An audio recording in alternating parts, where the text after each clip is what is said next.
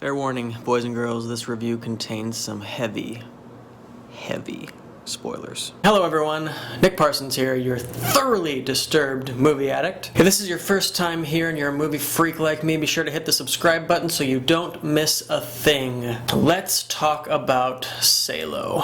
But where do we begin?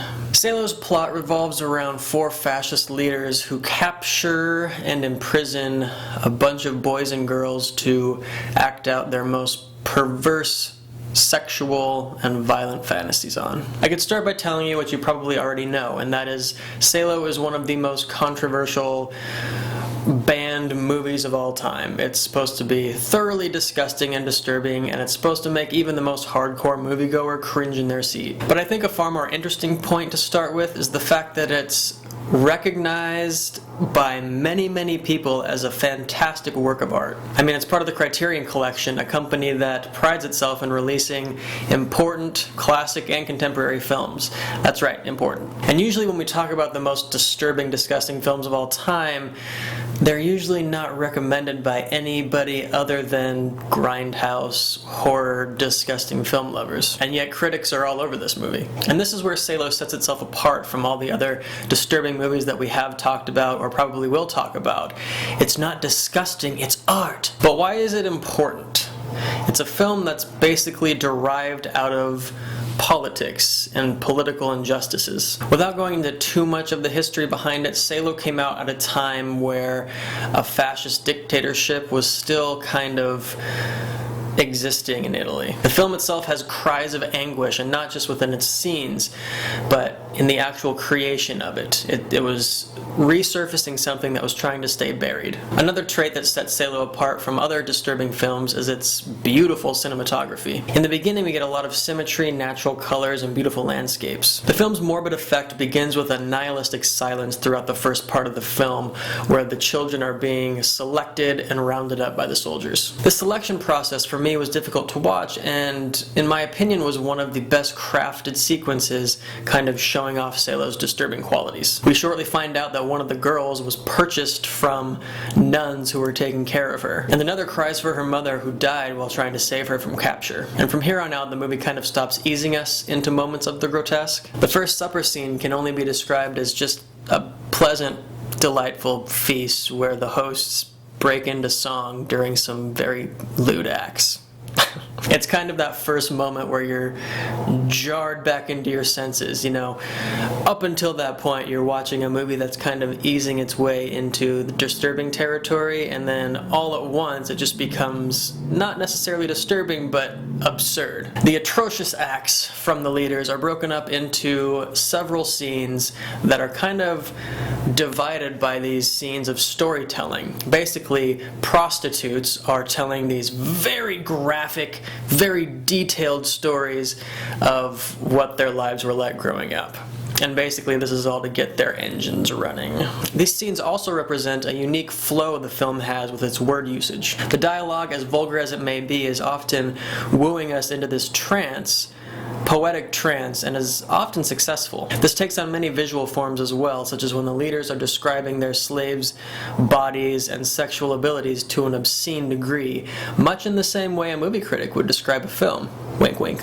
One of the best examples of this, and one of the most disturbing moments in the film, is the ass contest scene, where basically the leaders have the prostitutes round up the children to hide their faces and show their asses so that the leaders can choose which ass is the best. And to add another level of disturbing, horrific qualities to this scene, right before the contest begins, the leaders decide it would be a good idea to reward the winner of the ass contest by shooting them in the head.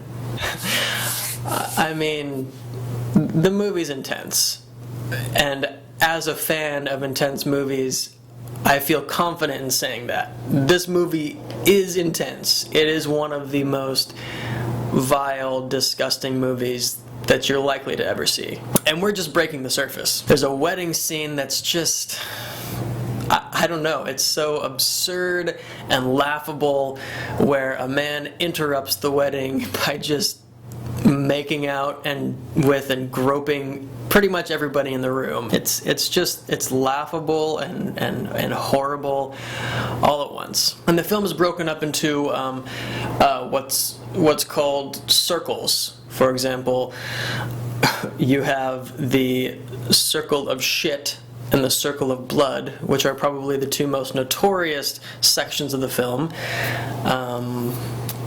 So yeah, let's talk about the circle of shit. This section of the film has probably one of the most notorious scenes of the movie, which is poop eating followed by a lovely tea party.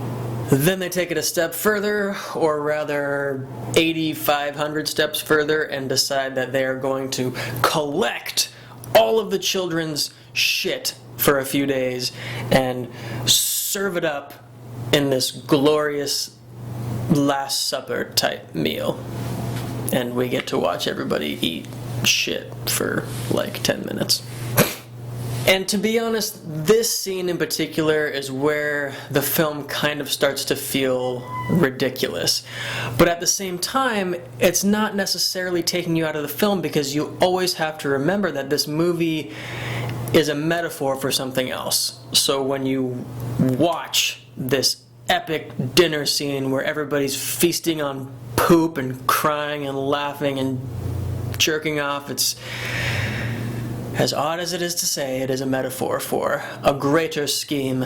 And finally, there is the circle of blood section of the film. The final storytelling scene that exists within this section of the film is probably one of the most disturbing of the storytelling scenes. From this point on, the rest of the film is basically the leaders taking turns sitting in a throne-like chair on a balcony watching these children get tortured and killed. In the final scene, these two soldier boys who are sitting in the same room with one of the leaders while he's watching all this torture, they decide to get up, change the music from ominous to pleasant, and dance with each other.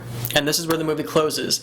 And you can interpret that however you want to, but it feels really heavy and really intense when the final credits hit the screen. So there you have it. Without a doubt, Salo is one of the most disturbing movies you'll ever see. I'm a fan of disturbing movies, and this one still shocks me. That being said, it's a great movie, definitely worth your time. It's very artistic. Perhaps the most disturbing aspect of Salo is the manifestation of sexual desires from these men. It's absolutely horrifying to see what's in their imagination come to life, you know, on children. It's bad. I'm going to give Salo a 9 out of 10. And on the NAR meter, I'm going to give Salo a 9 out of 10. Guys, thanks for watching. I hope you had a great time listening to me talk about shit and torture and one more most disturbing movie of all time. I hope to do more of these. Send me requests. Shout out to 100% Juice, who recommended this movie. Not because I like 100% Juice, but that's their actual name. Have a good one. I mean, it's part of the Criterion Collection, a company that prides itself in releasing contemporary and classic classics of classic-y classicalness. Remnants of a fascist dictatorship were still kind of brewing down in Italy. Brewing down. What a it was one of the most disturbing parts of the film. Kind of